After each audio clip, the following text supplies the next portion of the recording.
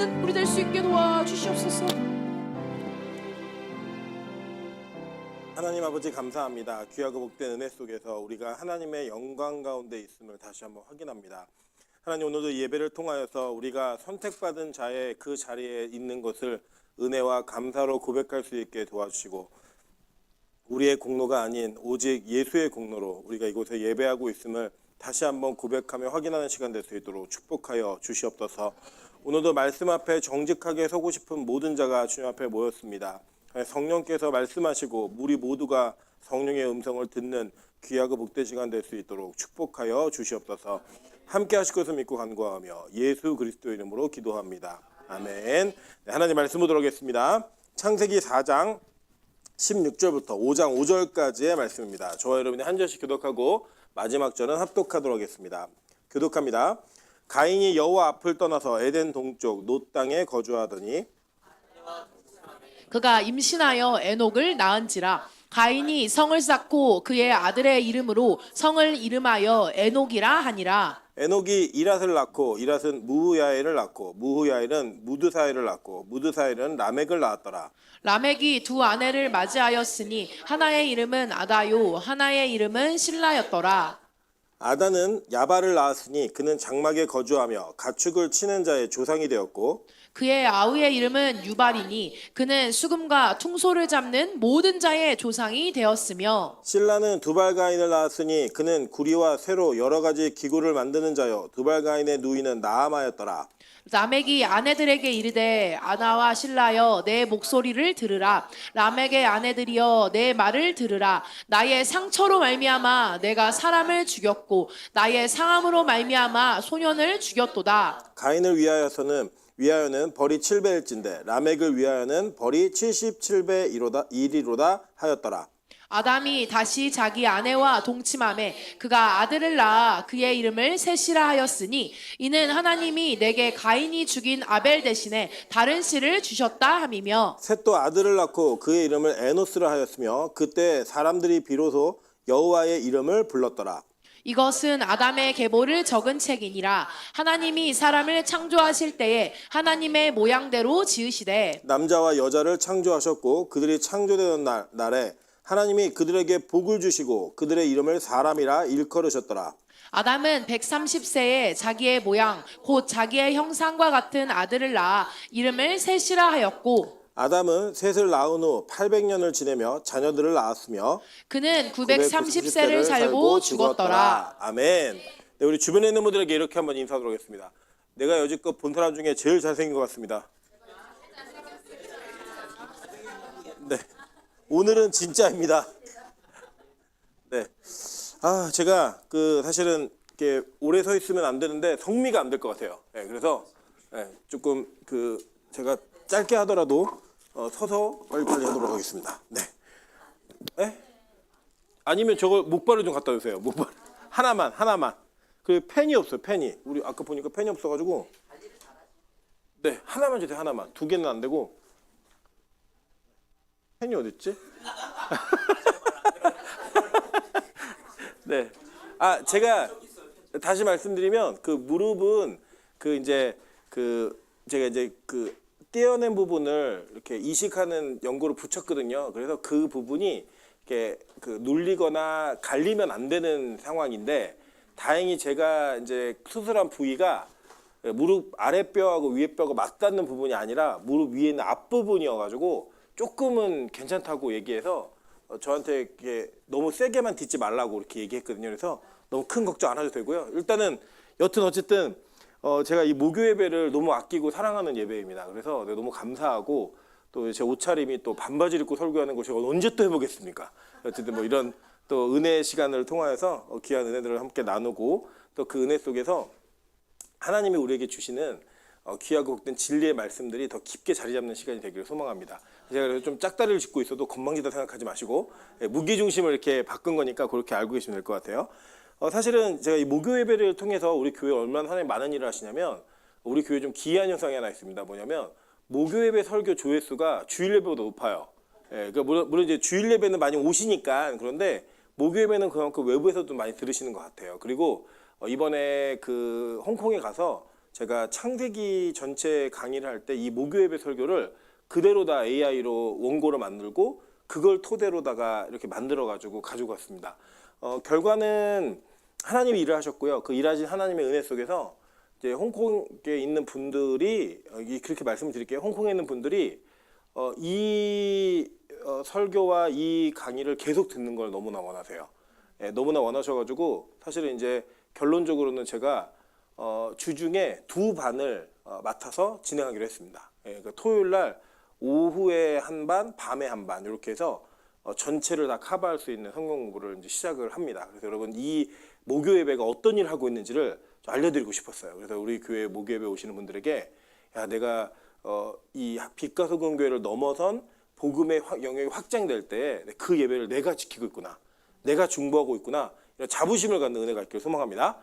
예, 오늘 이제 창세기를 이제 한 주 건너서 지금 배우고 있는데요. 저는 이제 성경을 해석함에 있어서 가장 중요한 개념 중에 하나가 뭐라고 생각하냐면 저는 성경의 일관성이라고 생각합니다. 일관성. 자, 이건 왜 중요하냐? 아까도 우리 강수사님하고 제가 이제 성경에 대한 이야기를 잠깐 이렇게 서로 토론하면서 대화를 나눴는데,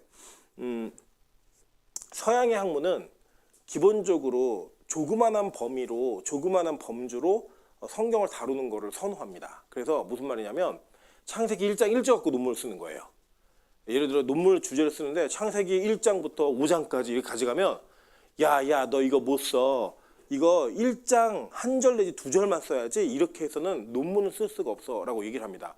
물론 이제 학문을 깊게 공부하고 열심히 연구하는 과정 속에서 그런 과정은 좀 반드시 필요하다고 생각해요. 그걸 부인하는 건 아니에요. 근데 문제는 뭐냐면 그렇게 하다 보면 우리가 뭘 잊어버릴 수 있냐? 성경 전체가 말하고 있는 문맥을 잊어버릴 때가 너무나 많아요. 사실 오늘도 이제 성경 읽으실 때 여러분 아주 특이한 부분이죠. 우리 본문 선택을 보통은 4장 1절부터 뭐 22절까지 이렇게 하는데 4장부터 5장까지 본문을 읽는 경우는 사실 드물거든요. 근데 여러분의 이게 사실은 올바르지 않은 인식입니다. 왜 그러냐면 성경은 원래 장절이 없어요. 없는데 그냥 인간이 편하게 읽고 쉽게 찾으려고 장절을 붙여놓은 건데 우리는 그 장절이 마치 넘어서는 안 되는 경계선처럼 우리가 생각하고 있단 말이에요. 근데 성경은 그렇게 쓰여진 책이 아니라 통으로 쓰여진 책입니다. 그냥 성경은 가장 재미있고 제대로 읽는 가장 기초적인 방식 중에 하나가 뭐냐면 성경을 통으로 읽어내야 돼요. 그러니까 내가 창세기 시작했다. 그러면 창세기 전체를 읽고 그 전체 문맥 속에 이 말이 뭘 의미하고 있는가 이거 되게 중요하거든요. 제가 이제 우리 강사님을 못 믿는 건 아닌데 혹시 제 욕을 할까봐 강사님이 강의를 하면 다 듣습니다. 제가 교회 없어도 네, 다 듣는데 이제 지난주에 이제 성경 공부를 진행하시다가 아주 좋은 얘기를 했어요. 그 언약, 약속 언약하고 이 언약이 어떻게 성취된가에 대해 패턴을 보여준다. 예. 근데 저는 이 패턴이 이미지로 나타난다고 보는 거예요. 그러니까 이게 왜 이미지 그러면 여러분 그림 이렇게 생각하실 수 있는데 이미지라는 건 뭐냐면 동일한 이미지를 비슷한 이미지들을 계속 성경 반복해서 보여주는 겁니다. 그러니까 반복되게 보여줌으로써 창세기 시대에 예수를 믿었던 사람들과 초대교회 때 예수를 믿었던 사람들과 지금 예수를 믿는 사람들이 동일한 그림을 보게 만들어주는 거예요. 그래 동일한 믿음을 갖게 될 거 아니에요. 그러니까 동일한 이미지를 계속 반복해서 보여주는 거죠. 그러니까 이 신천지 같은 애들이 뭐 자기들이면 뉴스팅을 한다, 새로운 걸 알고 있다. 말도 안 되는 이야기예요. 성경이 그러면 계시록이 언제 쓰여졌죠?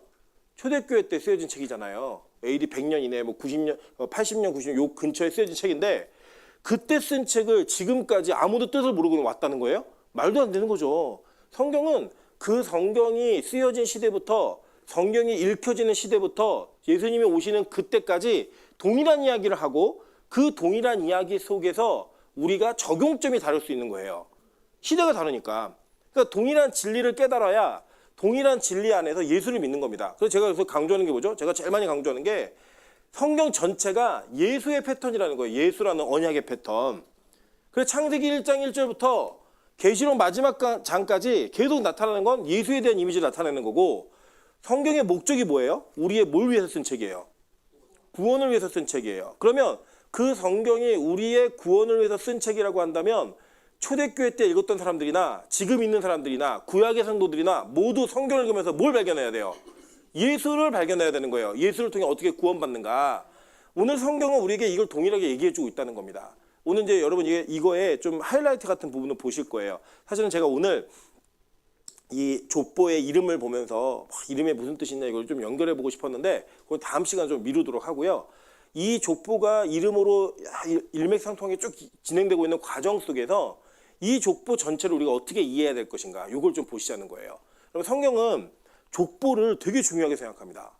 중요하게 생각하니까 족보를 써내는 거예요. 여러분 보시면 지금 우리가 성경 읽을 때 제일 재미없는 부분이 족보예요. 그죠? 재밌으세요?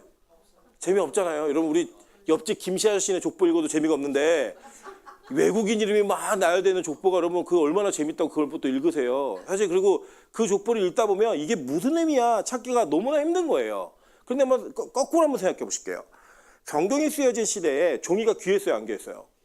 엄청 귀했다고요. 초대교회 때 부자교회는 무슨 교회냐면요. 야 우리 마태복음 통째로 다 가지고 있어. 그럼 되게 부자교회예요. 그러니까 지금 우리는 뭐 건물이 막 크고 뭐 교회 차가 몇 대가 있고 이런 걸로 교회 부를 평가하는데 그때 초대교회 때 부자인 교회는 야 우리 갈라디아서 다 가지고 있다 그러고 이야 니네 교회 진짜 부자다.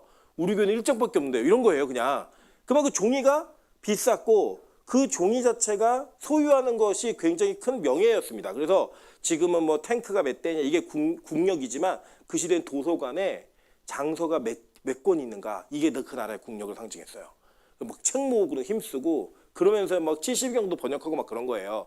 그런 와중 속에서 한번 거꾸로 생각해 보면 아니 그렇게 귀하고 비싼 종이에다가 족보를 기록해서 굳이 남길 이유가 있었을까?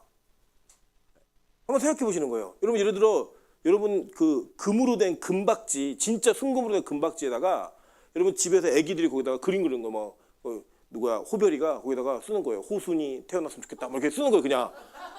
그러면 이제 그걸 보면서 가족들이 어떤 생각하겠어요? 애가 글 쓴 거는 귀한데 그 글을 금박 종이에다가 순금 종이에다 썼다. 그럼 여러분 그거 애 혼내겠어요 안 혼내겠어요? 이놈의 새끼 이게 얼마짜린데 글 쓰려면은 저 도화지다가 쓰지 왜 여기다 쓰니? 이렇게 얘기하는 게 정상 아니겠습니까? 사실 정상? 그러니까 그렇다면 그 시대에 족보를 남겼다라고 하는 건 의미가 있다 없다? 없으면 그거 쓰면 안 되는 거예요. 성령에 감동된 사람들이 쓸데없는 말을 썼다라고 보기에는 이 족보가 너무 자세하고 분명하게 기록이 되어 있다는 거죠. 그래서 이거를 이제 톨레롯이라고도 하고 뭐 톨레로트라고도 하고 여러 가지 발음으로 이렇게 이해하는데 그 톨레롯이 왜 기록이 되었는가를 우리는 좀 집중해서 봐야 된다라고 하는 겁니다. 자, 그럼 한번 볼게요. 제가 오늘 설교 제목을 가문의 영광이라고 했어요. 근데 이 가문의 영광이라고 하는 그 영광의 의미가 이제 두 가문이 등장하는데 이 두 가문의 영광이 달랐어요. 한 가문과 한 가문이 추구하는 영광의 길이 달랐고 그 길이 달랐습니다. 그래서 성경은 뭘 보여주는 거냐면 자 보세요. 지금 우리가 이제 핵심적으로 볼 게 뭐냐? 여기도 가인의 계보와 셋의 계보가 등장하는 거예요. 그 4장에서는 가인의 계보가 등장을 했고 5장에서는 이거 뭐요? 5장에서는 25절, 4장 25절부터 5장 여기 출발이에요. 끝 5장 전체가 다 세세족보입니다. 예. 그 세세족보와 가인의 족보가 성경은 너무나 정확하게 대비되고 있는 거예요. 그러니까 우리가 이거를 4장과 5장으로 나누면 다른 이야기 같지만 통째로 쓰였다고 얘기하면 연결되어 있는 이야기라고요. 그래서 이해되시죠? 무슨 말인지? 그러면 이게 갈라진 족보라고 얘기하면 이 갈라진 족보를 위로 올라가면 거꾸로 어디로 이게 모일까요? 합류가 될까요? 어디로 이렇게 다시 하나가 될까요? 가문이 갈라졌어요. 그러면 예를 들어 우리도 이제 저희 사족인데 저희 아버지네 집안이 임진왜란 때 전주에서 청주까지 곡식을 대줬대요. 전쟁하라고 군량미를. 그래갖고 그 선조 할아버지 제가 누군지 정확히 이름은 모르는데 이 할아버지가 돌아가시면서 5 아들에게 재산을 나눠주고 동서남북으로 흩었대요. 흩었는데 저희 집안이 남쪽 집안이래요. 근데 이 위에 동서북 집안은 다 잘 돼가지고 이 집안은 1인당 한 달에 몇백만 원씩 종중 재산에서 온대요. 한 달에. 일을 평생 하지 않고 살아도 될 정도로. 근데 저희는 한 26억 남았대요. 전체 그 종중 재산이. 근데 저희가 이제 나눠져 있어도 저희 집안 잘 안 됐다고 얘기하더라고. 그 남쪽에 있는 집안이. 근데 요거를 쭉 합쳐서 올라가면 임진왜란 때로 모이는 거죠. 이해돼서 무슨 말인지? 그럼 이제 두 족보로 나눠져 있다는 거는 그 두 족보부터 쭉 올라오면 어디서 이게 딱 합쳐지겠냐는 거예요. 아담과 하와예요. 네, 다른 거 볼 필요 없는 거예요. 그러니까 이게 잘 보셔야 돼요. 만약에 이 족보를 혈통으로만 이해하시면 문제가 생깁니다. 자, 우리가 지지난주에 배우셨죠? 지지난주에 한 주 제가 빠졌으니까. 아담과 하와가 결혼을 해서 누굴 낳았어요? 가인과 아벨을 낳았는데 가인과 아벨이 다른 족보에 속한 자가 되죠. 그 두 사람의 차이가 뭐였어요? 사실은 두 사람의 혈통적 차이는 없는 거예요. 부모가 똑같아요. 아버지도 똑같고 어머니도 똑같아요. 근데 그들이 따르면서 살고자 하는 추구하는 방식, 삶의 방식과 그들이 예배하는 방식이 달랐다는 거예요. 그죠? 그러니까 성경은 그걸 가지고 한 족보와 한 족보를 나누어요. 근데 여러분 잘 보세요. 요한복음 8장에 이 예수님께서 바리새인들을 공격하시면서 뭐라고 말하냐면 니들의 아비 마귀는 첫 살인자, 처음부터 살인자였다는 얘기예요. 그래서 이 마귀가 누굴 살인했냐면 아담과 하와를 살인했다고요. 그죠? 근데 그 살인의 모습을 그대로 쫓아서 성경에서 등장하는 최초의 살인자가 누구예요? 가인이에요. 그러니까 바리새인들이 율법주의자였죠. 그리고 가인도 뭐예요? 율법주의자였잖아요. 우리가 보시니까. 그죠? 기억나세요? 베코르 기억하시잖아요. 예, 저 더워가지고 죄송해요. 저는 지금 이게 너무 좋아요. 자, 그게 베코르라고 하는 예수 그리스도로 예배하는 자들과 예수가 없이 예배하는 자들이 있었죠. 그래서 그들이 하나님에 대한 믿음은 동일했다고요. 하나님이 살아계시다? 이거는 부인하지 않았어요. 근데 뭘 부인했느냐? 예수로 말미암아 예배하는 자들과 예수로 말미암아 예배하지 않는 자들. 그게 그 가문을 갈라놨다고요. 이해되세요? 무슨 말인지? 그러니까 이 족보는 뭐의 족보냐? 믿음의 족보라는 거예요. 믿음이 있느냐, 믿음이 없느냐, 이걸 설명해 주는 족보인 거예요. 그러니까 앞에 나와 있는 가인의 족보는 무슨 족보일까요? 그럼 믿음이 없는 족보. 그리고 이들을 쭉 따라 올라가면 아담과 하와인데 어디서부터 갈라지는 거예요? 뱀의 후손과, 그죠? 누구의 후손? 여자의 후손. 여자의 후손의 개념 뭐예요? 맞아주는 족보였잖아요. 이 족보로 이게 나누어져서 흘러내리고 있는 겁니다. 그래서 이들의 족보가 믿음이 있고 믿음이 없고 이들에게 믿음이 있는 거를 뭘로 보여주는 거냐면 그 족보에 나타나고 있는 자손들의 삶의 모습으로 보여주고 있는 거예요. 자, 이해되시죠? 무슨 말인지. 그러면 우리가 이제 가인의 족보를 통해 뭘 보냐면 믿음 없는 자들의, 예수가 없이 사는 자들의 삶의 추구점이 어디인가, 이걸 보는 겁니다. 자, 우리가 그래서 뭘 봤냐면, 자, 하나님이 가인에게 표를 줬어요. 그 표를 주면서 너 이 땅에서 유리하는 자가 될 것이다. 그게 뭐냐면 너 나그네로 살 거야. 이거 줬단 말이에요. 근데 그 나그네로 살라고 줬던 기회를 가인이 뭘 하죠? 네? 성을 쌓았어요. 그죠? 성을 쌓았단 말입니다. 성을 쌓았고 그 성의 이름을 에녹이라고 불렀단 말이에요. 그죠? 잘 보세요. 근데 그 원래는 아브라함이 이 땅에서 뭘로 살았죠? 나그네로 살았죠. 히브리서의 믿음의 사람들이 이 땅에서 뭘로 살았죠? 나그네로 살았어요. 그들이 왜 성을 짓지 않고 나그네로 가나안 땅에서 살았는가? 그 개념은 너무 명확해요. 자기들은 이 땅이 본향이 아닌 줄 알았다는 거예요. 그러면서 하늘의 성을 추구했고 그 하늘의 성을 추구한 자들에게 새 예루살렘 성을 하나님이 선물로 주신다는 거예요. 그게 뭐예요? 새 하늘과 새 땅이라고요. 그러니까 땅의 성을 추구하는 자들과 하늘의 성을 추구하는 자들의 삶이 어떻게 나눠지는가를 보여주는 겁니다. 그리고 아주 재미있는 장면이 등장하는데, 이제 그 열왕기 상하에도 보면은 이 이스라엘의 왕하고 유다의 왕의 이름이 똑같은 경우가 나타나요. 이름 자체가 똑같은. 예를 들면 북한의 최고 지도자가 김정은인데 다음 우리 대선 때 김정은이라는 이름의 대통령 후보자가 나와가지고 같이 대통령이 되는 거예요. 그러면 이제 같은 김정은인데 다른 나라를 다스리고 있는 거죠. 예. 그리고 동일하게 이 가문의 세세계보에 보면은 이제 5장 쭉 뒤로 가시면 에녹이라는 이름이 똑같이 등장해요. 스펠링 똑같아요. 예. 똑같이 등장합니다. 근데 에녹이 누군지 아세요, 여러분 혹시? 그러니까 세세족보에 나오는 에녹이 누군지 아세요? 그렇죠. 죽지 않고 하나님과 평생 동행하면서 하나님께 죽음을 경험하지 않고 들려 올라간 자예요. 그 죽다라는, 그러니까 동행했다라는 그 히브리어가 할라크라는 단어인데 걷다라는 의미입니다. 걷다라는 의미. 그러니까 그가 멈추지 않고 뭐 한 거예요? 나그네로 계속 걷는 자가 된 거예요. 그래서 걷는 자의 삶의 모습 속에 하나님과의 동행이 그들로 하여금 어떤 믿음의 삶을 살게 했는가를 성경은 대비적으로 보여주고 있는 거예요. 같은 이름을 등장시켜가지고 같은 족보인데 한 사람은 동행하는 이름으로 에녹이라는 이름을 가지고 왔고 한 가문은 에녹이라는 이름으로 성을 쌓는. 그러니까 나 안 움직일 거야. 이 성이 어디로 연결돼요? 나중에 바벨탑, 그죠? 성탑과 성읍을 짓죠. 그걸 연결되잖아요. 그렇게 짓는 자들의 모습으로 등장하는 거를 보여주고 있는 겁니다. 제가 지금 이 설명을 왜 장황하게 하냐면 요 4장에 대한 5장에 대한 족보를 이해하셔야지만 6장의 그 홍수 심판이 어떠한 원인과 어떠한 차이로 이루어지는 걸 이해하실 수가 있고요. 그걸 이해해야지만 뭐가 이해되냐면 지금 이 설교를 듣고 있는 첫 번째 들었던 출애굽한 이스라엘 백성들에게 하나님의 무슨 메시지를 주시는 걸 이해할 수 있는 거예요. 그리고 그게 결국 우리에게도 어떤 이미지가 되는가를 보여주고 있는 거죠. 자, 한번 찾아가 볼게요. 그러면 이제 보시면 자, 이 가인의 계보에 나타났던 에녹성에는 목축, 음악, 금속, 공예 이런 걸로 굉장히 많은 공예가 아닌데 공예예요. 이거 오타예요. 공예죠. 죄송해요. 공예. 자, 공예는 금속 공예는 이 시대에 있는 일입니다. 저 시대 아니고 금속 공예가 있었는데 뭐냐면 이들의 문명은 뭐냐? 하나님 없이도 행복할 수 있는 세상을 만드는 거예요. 하나님 필요 없다. 행복한 세상 우리가 만들 수 있다. 즉 하나님 없는 유토피아가 우리가 이루어질 수 있다는 겁니다. 그러니까 이게 결국 뭐예요? 야, 우리가 행복한 에덴 동산, 에덴 동산이 기쁨의 동산이에요.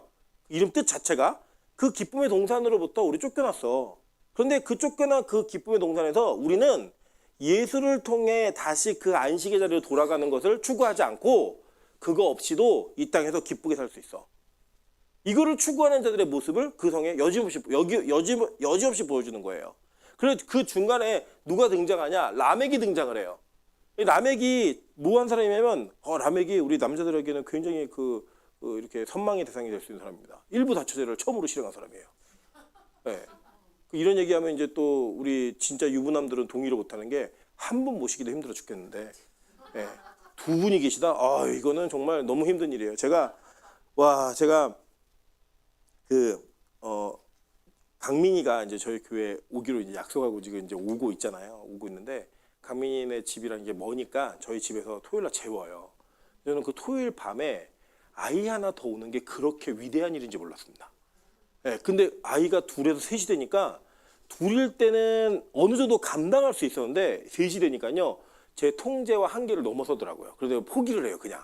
그래, 알았어, 해라. 저는 문 잠그고 서재로 들어가면 이제 저희 아내가 이야! 막 소리 지르는 소리 막 빨리 자! 막 이런 얘기가 막 괴성과 함께 막 그 폭력적인 막 이런 소리가 막 들려요. 와, 제가 그거 보면서 야, 이거 명순이 집에 이게 미래 모습이거든요.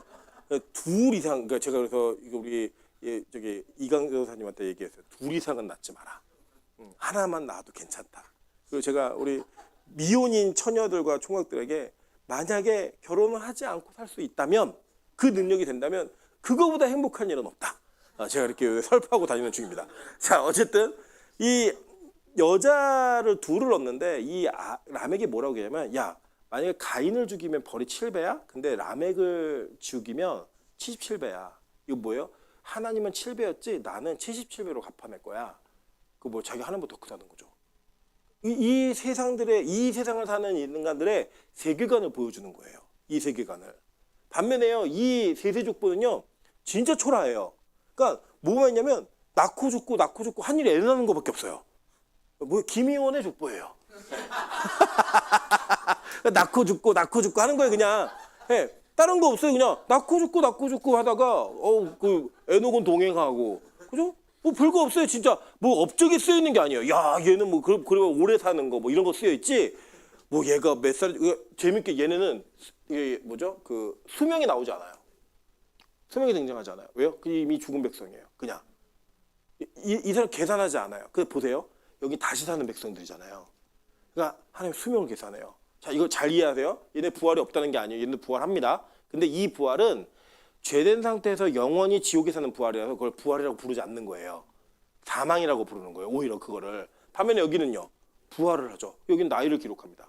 그 기록하면서 이 두 족보를 비교해주고 있는 거예요. 이 족보는 어떤 족보냐? 자, 보세요. 에노스의 이름이 뭐였죠? 연약한 자, 막 실패한 자, 하나님 없이 안 되는 사람이라는 걸 보여주는 거예요.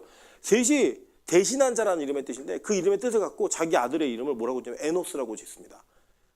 너는 안 되는 연약한 존재야.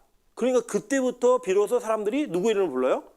여호와의 이름을 부르기 시작해요. 뭐냐면 내가 안 되니까 누구 이름을 부르는 거예요? 하나님 부르는 거예요. 예.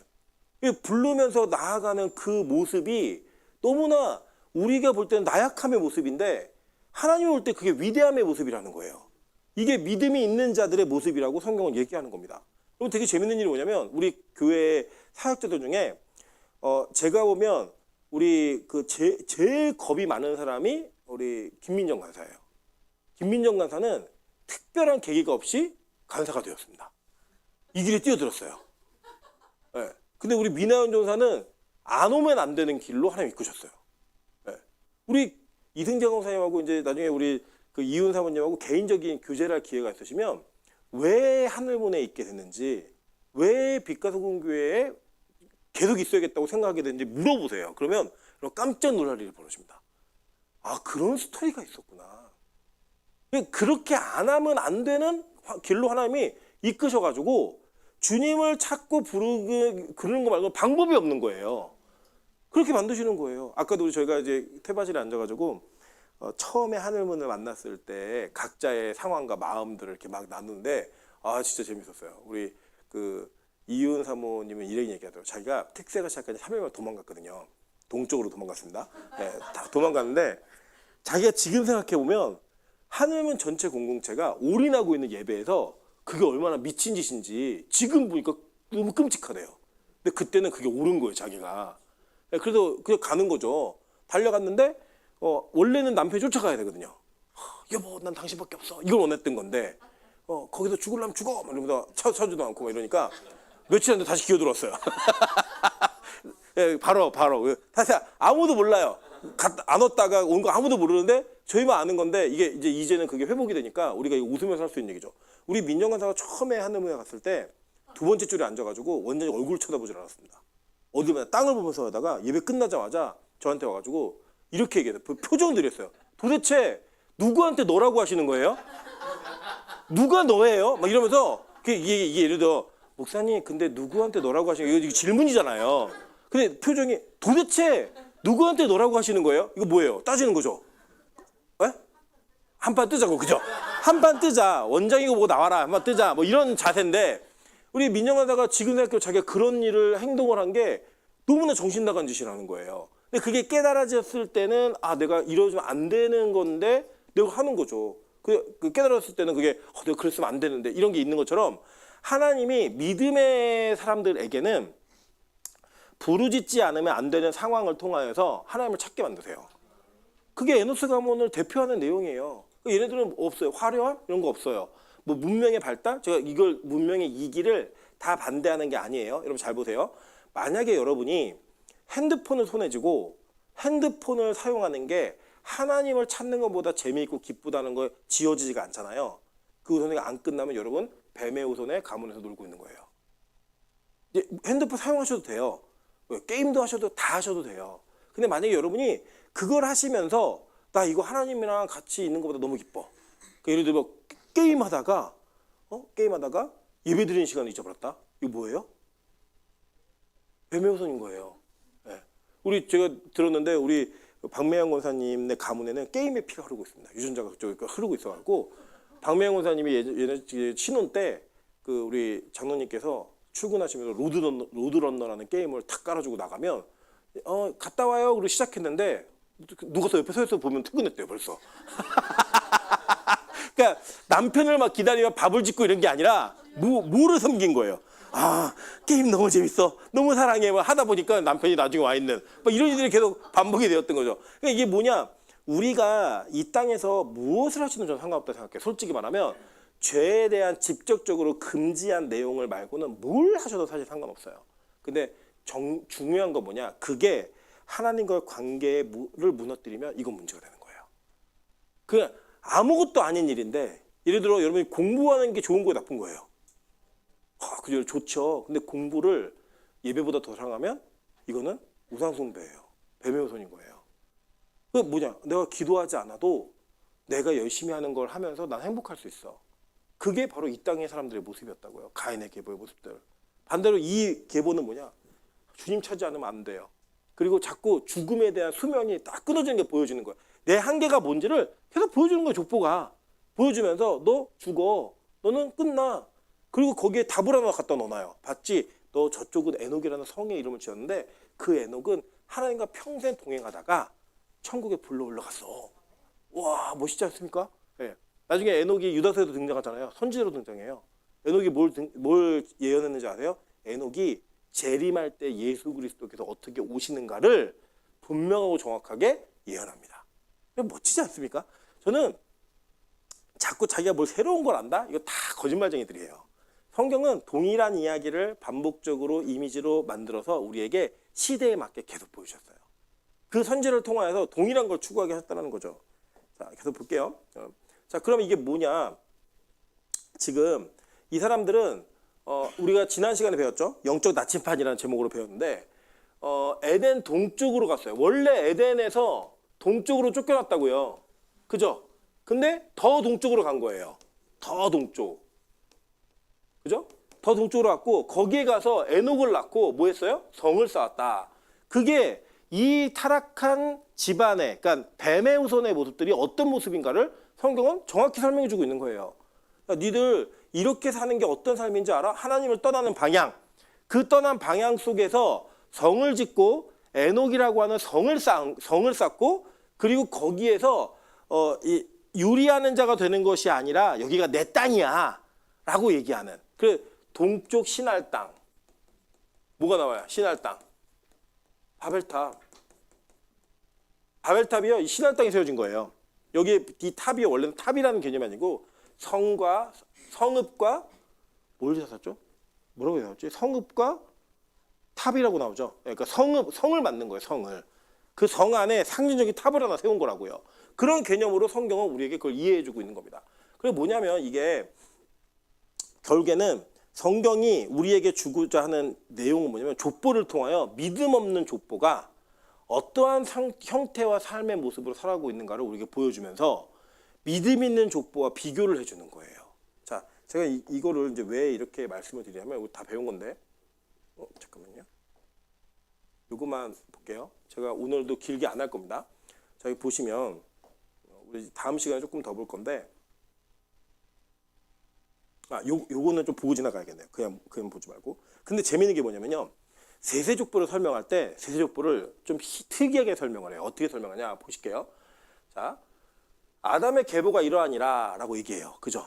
아담의 족보를 소개해주면서. 근데 이 아담의 족보가 하나님의 사람을 창조할 때 하나님의 모양대로 라고 첼렘이라는 단어를 써요. 이게 형상, 이미지 이런 단어인데 첼렘으로 지으셨는데 남자와 여자를 창조하셨고 그들의 창조되는 날에 하나님 그들에게 복을 주시고 그들의 이름을 사람이라 일컬으셨더라 라고 얘기하면서 처음에 창조된 하나님의 형상을 사람이라고 부른 거예요.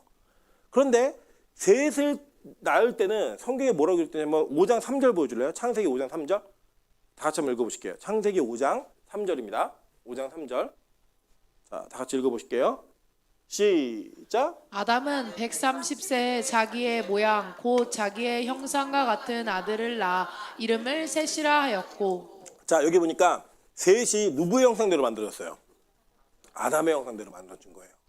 자, 그러니까 이 첼렘이라는 단어는 뭐가 있냐면 우리로 쉽게 여러분 이해하시기 제가 설명을 드리면 뉘앙스가 복제인간 같은 이미지예요. 그래서 예를 들어 하나님의 형상이라고 얘기하면 단지 하나님의 모습을 닮았다라는 이미지가 아니라 그 하나님의 권위와 하나님의 통치권이 누구에게 전가되어 있는 모습을 상징해 주는 거예요. 자, 그러면 아담은 하나님의 형상을 따라 창조된 존재. 그래서 하나님의 대리조 통치자였죠. 그런데 이 아담이 타락한 이후에 그 타락의 모습 속에서 자기의 형상을 따라 누구를 낳는 거예요? 셋을 낳아버려요. 이 셋은 누구의 형상대로 만들어진 존재예요? 아담의 형상대로 만들어진 존재라고요. 그럼 이가 뭘 물려받는 거예요? 죄를 물려받는 거예요. 그 죄된 상태를 물려받는 존재가 되어서 그 죄로부터의 뭐가 필요해요? 구원이 필요한 존재가 되는 거라고요. 성경은 우리의 범죄, 즉 아담과의 범죄가 우리에게 왜 전가되는가를 여러 가지 방면으로 설명해 주는데 로마서에서는 대표적으로 이것을 대표의 원리로 설명을 해요. 인류의 대표였던 한 대표가 타락함으로 말미암아 우리 모두가 타락을 해왔고 그 대표가 죽음으로 말미암아 모두가 산자가 되었다. 이렇게 설명하거든요. 동시에 유전적인 설명하는데 그 유전적 설명이 뭐냐? 바로 이게 이 첼렘이라고 하는 형상. 그 아담의 형상을 쫓아온 자들에게는 다시 뭘 회복해야 되는 거예요? 하나님의 형상으로 회복이 되어야지만 그걸 뭐라고 말하는 거예요? 구원이라고 얘기하는 거라고요. 그래서 제가 말씀 구조 넣어놨는데 이거 보자. 자, 보겠습니다. 골로새서 1장 15절 보겠습니다. 자, 골로새서 1장 15절 읽어볼게요. 자, 시작. 그는 보이지 아니하는 하나님의 형상이시요 모든 피조물보다 먼저 나신 이시니. 그죠? 예수가 어떤 형상이에요? 하나님의 형상.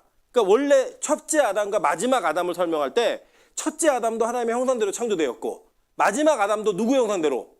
하나님의 형상대로 창조된 존재라고요. 그러니까 이게 누구의 모습이냐? 죄가 있는 인간의 모습이 아니라 죄가 없는 자의 모습으로 창조되어진 예수 그리스도를 우리에게 설명하는 거예요. 그러니까 이 창조의 개념을 마치 예수가 하나님 이후에 창조된 피조물로 이해하시면 안 돼요. 그게 아니라 예수 그리스도가 우리를 어떻게 구원하는 대표자가 될 수 있는가를 설명하기 위해서 이 내용을 쓰는 거라고요. 자, 계속 볼게요. 고린도전서 15장 49절 한번 볼게요. 고전 15장 49절 한번 읽겠습니다. 자, 시작. 우리가 흙에 속한 자의 형상을 입은 것 같이 또한 하늘에 속한 이의 형상을 입으라. 자, 그럼 흙에 속한 자의 형상이 누구였어요? 아담. 아담의 형상을 입은 것처럼 자, 고린도서 15장이 뭘 얘기하는 건 부활을 얘기하는 장이에요. 부활장이라고요. 그 장 계속 보여주세요. 15장 49절. 부활장에서 뭘 설명하냐면 흙에 속한 자의 형상을 입었던 것 같이. 그 뭐예요? 원래 우리가 아담의 형상을 입었던 자들이었던 거예요. 근데 누구의 형상을 입는다는 거예요? 하늘에 속한 이의 형상. 이 형상이 누구예요? 그리스도의 형상이죠. 근데 그 그리스도의 형상이 누구의 형상이라는 거예요? 눈에 보이지 아니하는 하나님의 형상이었다. 그럼 우리가 어느 상태로 돌아가는 거예요? 원래의 상태로 돌아가는 거죠. 이거 뭐예요? 안식이라고요. 그 안식이 뭐였어요? 구원이잖아요. 그러니까 성경은 너무나 정교하게 논리적으로 우리의 회복이 어떻게 이루어지는가를 설명해주고 있는 거라고요. 그러니까 여러분 하늘나라에 가서 우리의 모습은 누구를 완벽하게 닮은 모습일까요? 예수의 모습을 완벽하게 닮은 모습인 거죠. 그러니까 진짜 우리의 노력으로 하나님처럼 되는 게 아니라 하나님의 은혜로 우리가 하나님처럼 되는 거예요. 그게 구원이라고 성경은 얘기하는 겁니다. 그러니까 구원은 나의 힘으로 사는 것인가 하나님의 힘으로 사는 건가 이거를 어떻게 결정하고 그 방향성을 갖는가를 설명해 주는 게 이게 구원이라고요. 여러분 그래서 이게 어떻게 이어지냐면 5장으로 이어져요. 5장으로 이어지는데 어떻게 이어지냐. 자, 오늘 이거 다 못하겠네요. 준비한 거를. 다 못하는데 이것만 보고 마무리할게요. 5장으로 가면 사람의 아들들이 나오고 하나님의 아들들이 나오고 네, 하나님의 아들들 그리고 사람의 딸들이 나와요. 자, 이게 나오는데 이제 이게 뭐냐 막 이렇게 설명할 때 크게 세 가지 설명이 있어요. 하나는 첫 번째는 하나님의 아들들이 천사라는 거예요. 사람의 딸들은 이 땅에 있는 사람들이었는데 그들이 연합해가지고 나온 게 네피림이 나오고 막 이런 얘기 나왔다고 얘기해요. 근데 이거는 사실은 어떤 맹점을 가지고 있냐면 사두개인들이 부활이 없다라는 답을 얻어내기 위해 이렇게 질문합니다. 예수님, 첫째가 결혼했다가 죽었어요. 그런데 이 형수를 둘째가 또 결혼하고 둘째 죽고 셋째도 죽고 일곱째까지 갔는데 천국에 가면 누구 부인이에요? 이 질문합니다. 그러니까 이거 대답 못하는 거 보니까 천국 없네. 이 얘기 듣고 싶었던 거예요. 그런데 예수님이 뭐라고 얘기하셨죠? 야, 네가 천국 오해했어. 거기는 시집도 가지 않고 장가도 가지 않아. 천사와 같은 우리 시집도 가고 장가도 가지 않아. 얘기하면서 천사가 뭘 한대요? 시집장가를 가지 않는다고 얘기했어요. 그죠? 그러니까 이제 이 본문을 어떻게 뛰어넘을 건가 뭐 여러 가지 자기들은 얘기를 하는데 논리적 설득력이 조금 떨어져요. 제가 볼 때는. 저 개인적으로 믿지 않아요. 근데 두 번째는 뭘 설명하냐면 두 번째는 제가 이제 세 번째는 저희 입장으로 설명할게요. 두 번째는 그 당시에 왕들의 족보가 있었고 왕이 아닌 자들의 족보가 있었다는 거예요. 그래서 이걸 설명하는데 이거는 너무 복잡해요. 이 설명 자체가. 근데 저는 성경은 들으면서도 이해할 수 있는 책이었다고 좀 믿어요. 그리고 그 당시에 사람들한테 이 메시지 자체가 의미가 있었던 얘기로 믿어요. 그러면 저는 문맥에 맞게 설명하면 이거는 하나님의 아들들은 셋의 족보로 보면 돼요. 그리고 사람의 딸들은 뭐로 보면 되냐면 가인의 족보로 보면 돼요. 왜 이렇게 보느냐? 제가 몇 가지 설명을 드릴게요. 가인의 족보에 있는 사람들, 그러니까 이 하나님의 아들들이 사람의 딸들의 뭘 보냐면 아름다움을 보았다라고 얘기해요. 예. 근데 이 아름다움이라는 이게 감각적인 미를 얘기하는 단어예요. 히브리 단어로는. 근데 이 아름다움이라는 단어가 누구에게 등장하냐? 자, 두발 가인의 누이 중에 나아마라는 여자가 있었습니다. 이 여자 이름 뜻이 아름다움이라는 뜻이에요. 예. 그러니까 여러분 그 예전에 누군가 저한테 물었었거든요. 뭐 이상형이 뭐냐? 그래서 제가 농담처럼 믿음 좋은 이효리 이렇게 얘기한 적이 있어요. 옛날에 제가 좀 그 아주 어렸을 때죠. 20대 후반 뭐 이때인데 전도사님의 이상형은 뭐예요? 믿음 좋은 이효리 이렇게 얘기한 건 뭐냐면 믿음이 좋은데 이효리처럼 이뻐야 된다 이거예요. 예. 이해되세요? 무슨 말인지? 근데 성경은 믿음이 좋고 예쁘면요 성경에 기록을 줬습니다. 사라가 예뻤어요, 안 예뻤어요? 예뻤죠. 근데 사라가 예뻤는데 사실 사라가 별로 한 일이 별로 없거든요. 위대한 업적을 세우거나 뭐 성을 무너뜨리고 골리앗을 죽이고 이러지 않았는데 성경에 기록이 돼요. 이유는 단 하나, 믿음이 좋은데 예뻤다고 해서 기록이 되는 거예요. 근데 여기 우리 빛과 소금에는 믿음이 좋은데 예쁜 사람이 있을까요, 없을까요? 에? 이름을 대봐요. 그러니까 저를 설득하려면 있어요, 많아요가 아니라 이름 석자. 예. 예? 누구요? 미나요? 거짓 선지자들이 등장하기 시작했습니다. 여러분 이게 뭐냐면 사실 이 아름다움이라고 하는 이 개념이 진리의 개념이 아니고 시대의 개념이에요. 저는 이거 확신해요. 이거를 왜 확신하냐면 사실은 입술 두꺼운 여자들은요 창피함이었어요. 앵두 같은 입술 보통 얘기했잖아요. 근데 누구 때문에 이게 바뀌었냐면 그 미국의 여자 배우 누구죠? 안젤리나 졸리. 그 졸리라는 여자가 등장했는데 너무 멋있게 등장한 툼레이더 막 이런 영화에서 너무 섹시한 몸매와 이렇게 뭐 이지적인 그 이게 마스크와 막 되게 건강한 미로 딱 등장했는데 그 여자 입술 되게 두꺼워요. 입술 걔랑 뽀뽀하면 먹을 것 같아 사람을.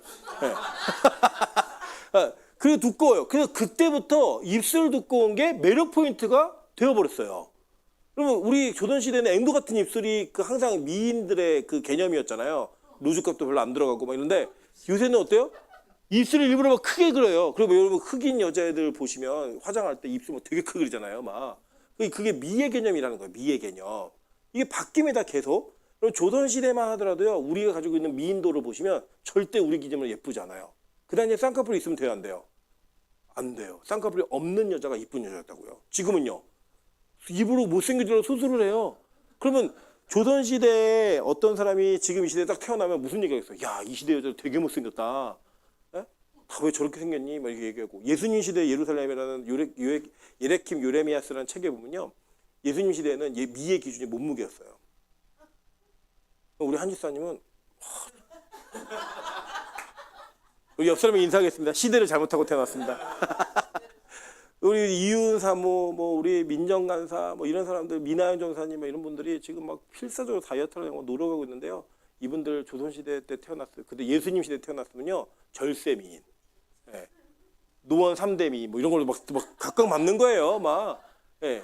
그 뭐냐, 이 미의 기준, 제가 왜 이 얘기를 했냐면, 미의 기준이 시대의 기준이라는 거예요. 그건 뭐냐, 인간의 눈에 보기에 아름다움.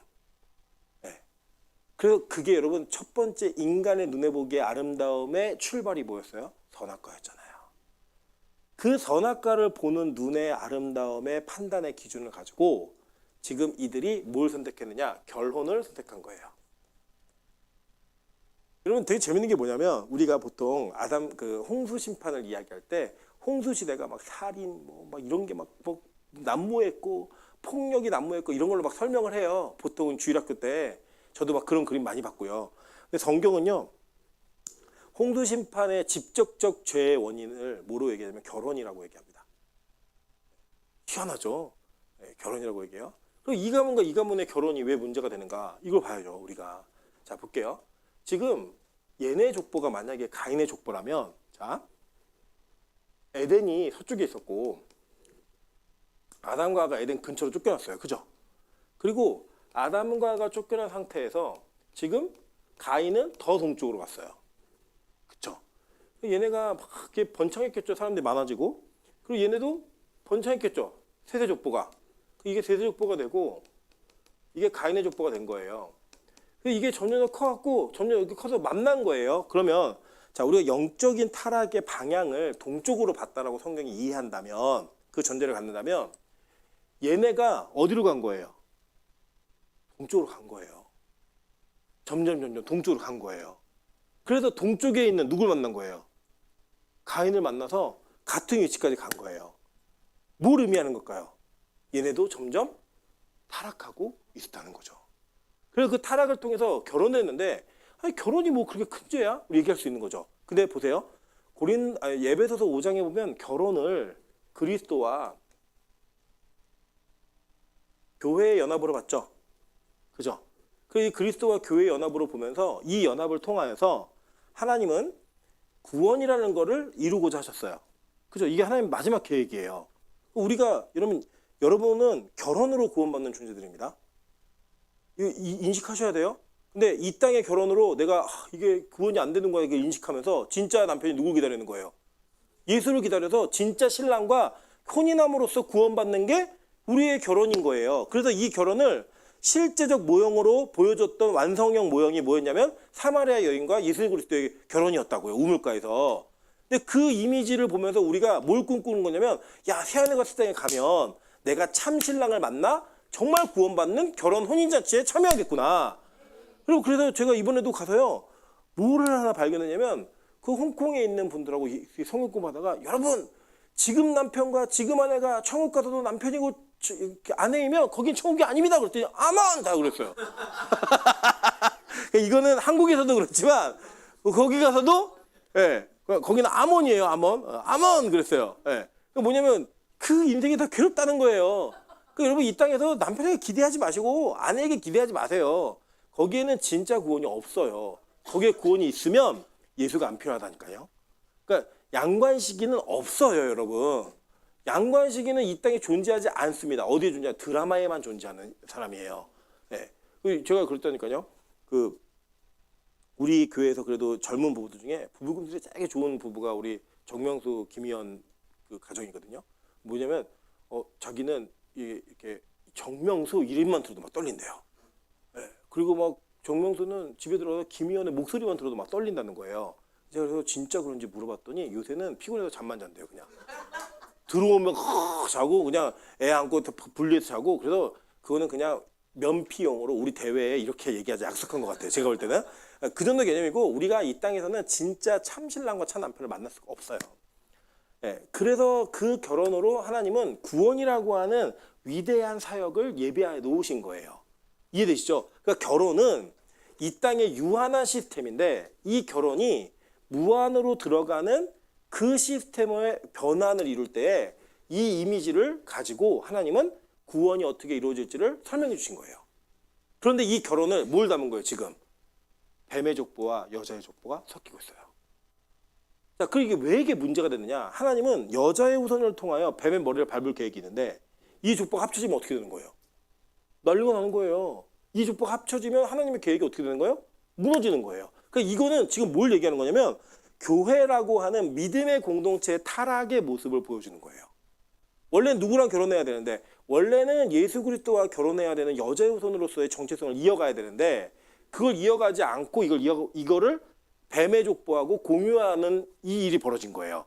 자, 그럼 이걸 처음 듣는 사람들이 누구였어요? 출애굽한 이스라엘 백성들. 근데 그들은 지금 어디를 향해 가고 있어요? 가나안을 향해 가고 있죠. 이들에게 하나님 뭘 금지하시는 거예요? 너네 가나안에서 가나안 여자들과 통혼하지 마. 왜요? 이게 심판이 뭐였어요? 홍수 심판이었다고요. 다 죽여버려. 너네 다 구원 못 받게 돼.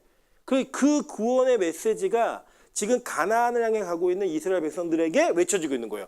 니들 거기 가서 통혼하면 다 죽는다. 그게 신약으로 넘어오면 뭐예요? 믿지 않는 자와 멍에를 같이 하지 말라. 불신 결혼이 그 결혼해서 믿으면 되지, 그런 개념으로 이해될 수 있는 개념이 아니라고요. 이거는 하나님의 언약의 개념이 깨어지는 개념이 되는 거예요. 그리고 이거 자체가 이제 성경은 분명히 결혼에 대한 이 정의를 해놓았고 바울도 권면을 해요. 야, 믿지 않는 남편이 너랑 계속 같이 살고 싶으면 같이 살아. 근데 원치 않으면 살지 마. 이혼이 금지된 게 아니에요. 사실은 냉정히 보시면 그 내용이 뭐에 근거하고 있는 거냐면 이 결혼을 통해 구원이 이루어질지 안 이루어질지 그 구원의 담론이 결혼이라는 시스템 안에 담겨 있을지 없을지 그걸 보여주는 거라고요. 여러분 제가 이제 개인적인 얘기하는 거 싫어할 수도 있는데 우리 하은 자매가 저한테 그런 얘기 하더라고요. 자기가 여지껏 남자를 만날 때 교회 다니는 남자 한 번도 만나본 적이 없대요. 그런데 자기가 이번에 어떤 계기가 있어도 어떤 남자를 만나서 너무 마음에 들었는데 교회 다니지 않는 이유로 깠어요. 네, 깠다는 표현이 조금 그런가요? 네, 거절했어요. 네, 그 이유가 뭐냐? 저는 하은 자매에게 믿음의 족보 안에 있는 사람이라는 걸 하나 확인시켜줬다고 보는 거예요.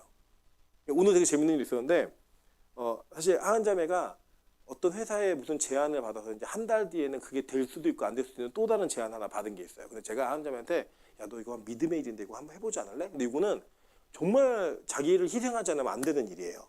사실은 그래서 저 입장에서는 자기를 희생해야 되는 리스크를 안는 일과 자기가 평안하고 안전하게 갈 수 있는 길을 놓고 제가 너 이거를 선택해라고 말할 수가 없어요. 제 입장에서는.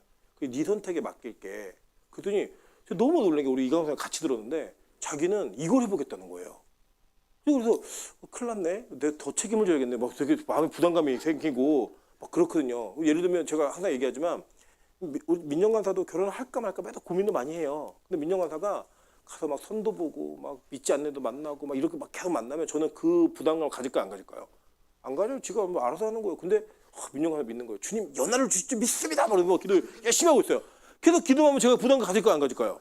그렇죠. 그래서 그 누가 이승재 검사한테 친구 없어? 믿음 좋은 친구 없어? 한번 이어져 보려고. 예, 한참 연하이지만 그렇게라도 한번 해보려고.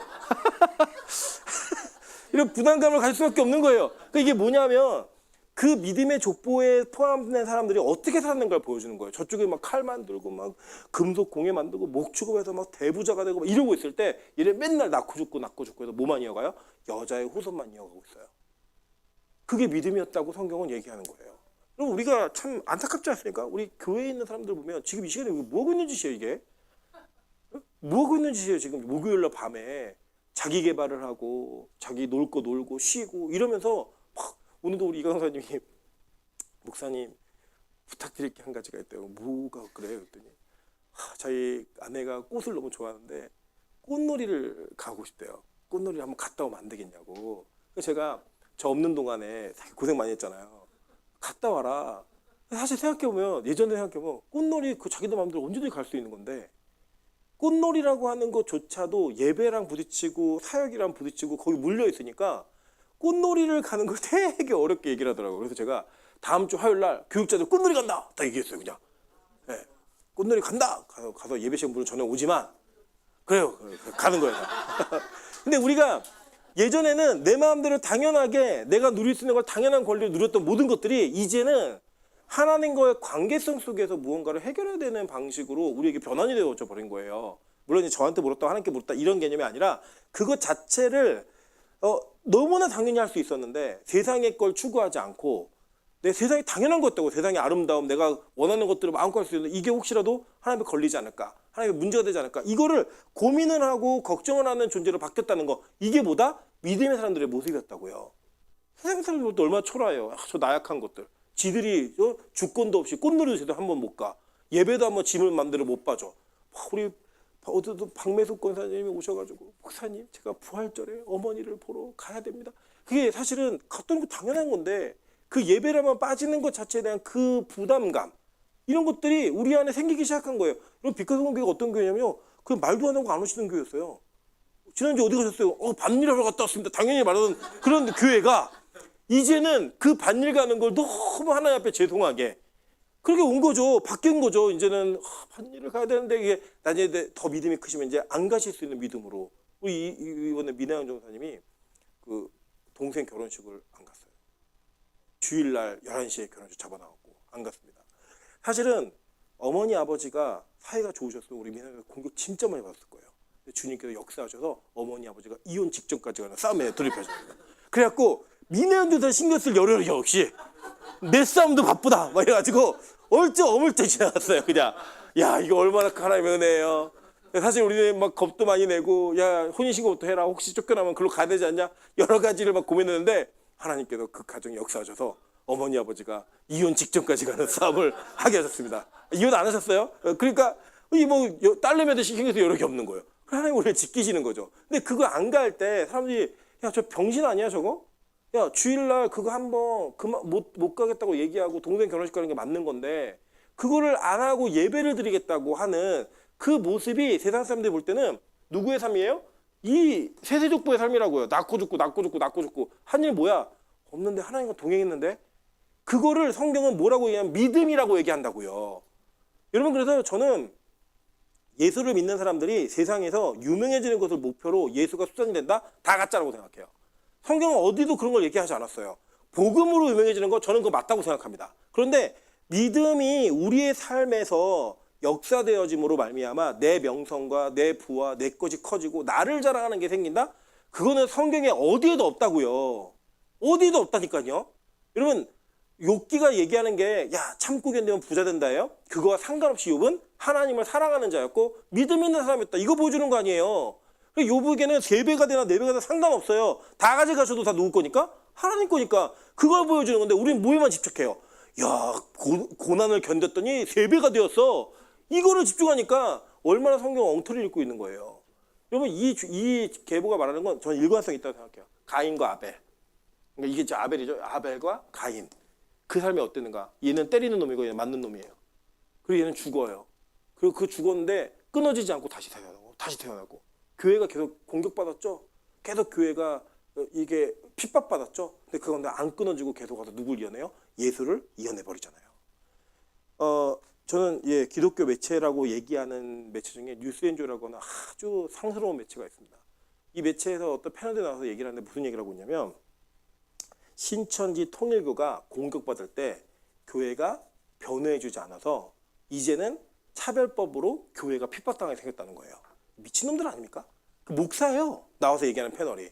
여러분 언제부터 교회가 핍박받지 않고 특권을 누리면서 세상에서 위대하고 놀랍고 영광스러운 자리에 앉아서 이 세상에서 호령하는 공동체였어요? 교회는 원래 애초부터 핍박받는 공동체였어요. 차별금지법 우리 강사님도 설교하셨는데 그 금지법 자체가 여러 가지 독소 조항도 뭐 여러 가지 얘기하지만 제가 볼 때는 근거 없는 얘기가 더 많고요. 만약에 그게 정말 근거 있는 얘기를 할지라도 제가 설명드렸죠. 여러분 동성애가 우리가 불법이어서 안 했어요? 여지껏? 불법에서 안 하셨어요? 아 나는 동성애 너무 하고 싶은데 우리나라 법에 불법이니까 난 동성애 안 했어. 여러분 그렇게 지키셨냐고요. 동성애가 합법화되면 여러분 아 이제 합법이니까 지켜도 되네? 해도 되네? 이렇게 하실 거예요? 아니잖아요. 우리 믿음으로 그걸 대했지. 세상이 그걸 어떻게 설정하든 하나님이 하지 말라니까 안 하는 존재였지. 우리는 세상의 법에 연연하는 사람들이 아니었다고요. 아, 법 만들라 하세요. 그거 죄라고 얘기해서 벌금 물면 물죠. 그거 아니라고 해서 감옥 가야 되면 가죠. 그거를 성경에서는 자랑하지 않았습니까? 내가 그리스도를 위하여 고난받는 걸 나의 자랑으로 여기고 내 흔적이다. 니도 이 흔적을 가져라. 바울이 그게 했던 게 다 고난 아니었어요. 야 아들아 믿음의 아들아 너 고난받아. 여러분 우리는 지금 오히려 고난받는 것이 가능성이 없는 시대를 살고 있잖아요. 예수 믿는 것 때문에. 아니에요 여러분. 저는 차별금지법이 진짜 악법이었으면 좋겠어요. 그래서 막 동성애 죄라고 얘기하면 막 감옥 가고 목사들 막 이러면 진짜 목사들만 남을 거 아니에요. 진짜 설교자들만 설교할 거 아니에요. 왜 그걸 두려워하죠? 그래서 그 논리가 신천지를 보여주지 않아갖고 그 말이에요 개예요. 말도 안 되는 데서 여기 앉아있고. 그리고 기독교가 지금 정신을 못 차리고 있어요. 여러분 우리는 원래 핍박받는 종교였어요. 원래 믿음의 족보를 갖고 살면 뱀의 후손들이 믿음의 후손들을 공격한다고 성경은 이미 얘기했고 그 율법주의자들의 공격을 통하여 계속 희롱당하고 희생당하는 그 공동체가 교회라고 성경은 일관성 있게 우리에게 설명해 줬어요. 근데 왜 고난을 두려워하시죠? 왜 핍박을 두려워하시죠? 여러분 미남 여사님이 그러더라고요. 미남 여사 어머니까 임철 목사님 전화번호 대라고. 모른다고. 뭘 몰라요. 뭘 이렇게. 네, 제가 그랬어요. 전화하시면 내가 뭐라 그러지? 전화하시면 제가 뭐라 그랬어요. 어머니 제가 가지 말라고 해서 안 간 거 아니에요. 미남 여사의 믿음이에요. 어머니 이게 믿음인 거 아시잖아요. 이게 전도사가 당연히 해야 될 거 아시잖아요. 저는요 이번 그 결단으로 그 집안에서는 한 가지는 딱 결정했어요. 야, 우리 언니는, 우리 누나는, 내 딸은 진짜 전도사구나. 그러면 사람들이요, 막 술 먹으라고 그래놓고 술 먹잖아요. 그러면 야, 저 새끼 술 먹는다.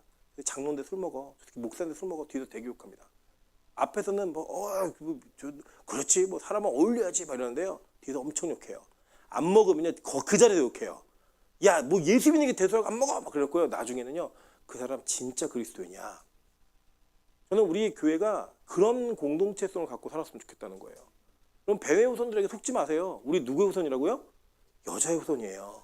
교회라고요. 교회가 사는 방식이 어떤지 성경은 우리에게 일관성 있게 보여주고 있는 거예요. 여러분, 이렇게 보니까 족보가 좀 쉬워 보이시죠?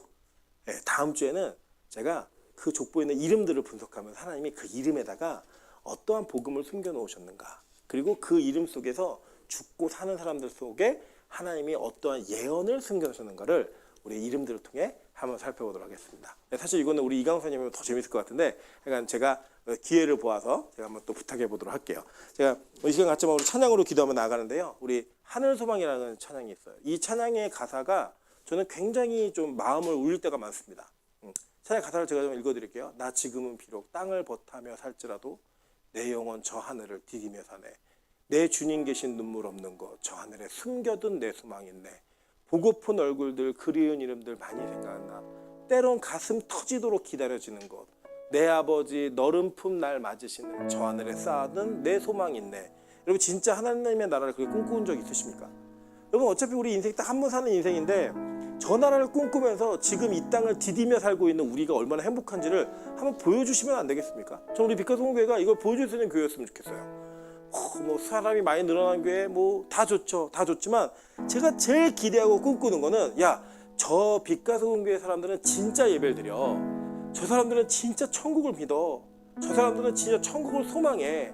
여러분 그것을 고백할 수 있는 교회면 행복하지 않으시겠습니까? 여러분 목사가 이 땅에 있는 이야기하면서 맨날 이 땅에 있는 정보들 전달해드리고 그걸 통해서 이 땅의 것만 분석해드리면 그게 목사겠어요? 여러분 그거는 세상을 한 분석하는 분석가죠. 여러분 저는 그 분석을 통하여 우리가 추구해야 될 것이 무엇인지를 보여줄 수 있는 게 저 진짜 목사라고 생각합니다. 여러분 제가 설교하고 성경 공부할 때 너무 신나는 거 보이지 않으십니까? 여러분 그 신남과 그 행복이 저에게는 천국 소망과 맞닿아 했기 때문에 그 소망이 있는 거예요.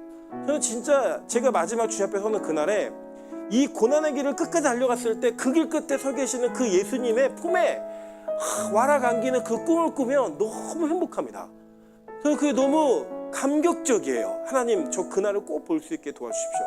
이 땅에서 좀 괴롭고 힘들게 살아도 그 나라에 마지막 입성하는 그 장면 속에 그 주님 품에 안기어서 주님께서 그래 너 참 고생 많았다. 근데 올바른 길을 왔구나. 너 참 고생 많았다. 네가 참 바른 길을 걸어왔구나. 이 얘기 한마디만 들을 수 있으면 저는 이 땅의 모든 수고, 모든 아픔, 모든 걱정, 의심이 그 순간에 한순간에 모래알같이 사라질 거라고 생각합니다. 우리 교인들 가정에 있는 아픔들의 문제를 접할 때마다 제가 소식을 들을 때마다 얼마나 기도 많이 하는 줄 아십니까? 사실 우리 공개적으로 얘기했기 때문에 우리 윤기쁜 집사의 가정을 위해서 진짜 기도 많이 했거든요. 하나님 아이를 주십시오.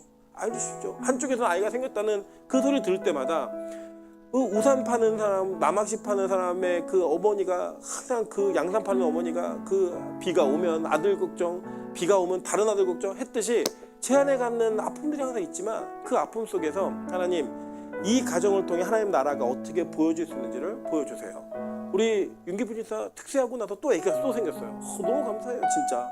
그 감사가 있고요. 우리 지동년 성도님 제가 진짜 기도 많이 하고 있습니다. 하나님 우리가 모르지만 이 땅의 그 고통과 아픔이 그에게 천국을 바라볼 수 있는 소망이 된다면 이거 복입니다. 하나님 그 우리 최경수 집사님이 고백할 수 있게 도와주시고 우리 지동열 선생님께서 이것을 고백할 수 있게 좀 도와주십시오. 그리고 그거는 우리가 이 땅에서 어떻게 천국을 디디며 사는가를 보여주는 모습으로 말할 수 있는 겁니다. 네가 그따위로 천국 믿으면서 네가 그렇게 기뻐하지 못하면서 어떻게 그 얘기를 하니? 그게 아니라 진짜 기쁠 때, 진짜 행복할 때 이거는 힘있게 전달됩니다. 저는 우리 교회가 그런 교회 되길 소망합니다.